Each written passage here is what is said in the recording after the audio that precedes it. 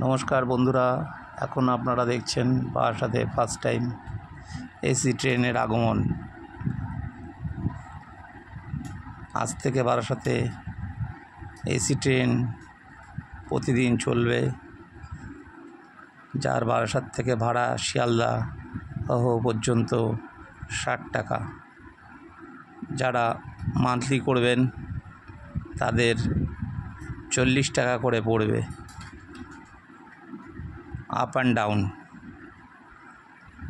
এই ট্রেনটি এখন ঢুকলো, এই একটু পরেই ছেড়ে যাবে। বারাসাতে 1 মিনিট ট্রেনটি দাঁড়াবে।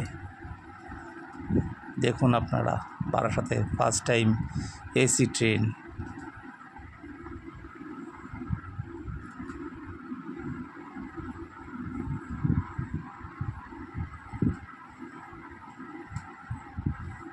এখনই ট্রেনটি ছেড়ে যাবে বারাসাত প্ল্যাটফর্ম হইতে।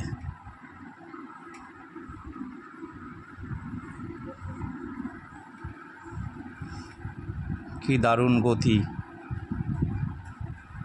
সুন্দর গতিতে বারাসাত থেকে ট্রেনটি রওনা দিল।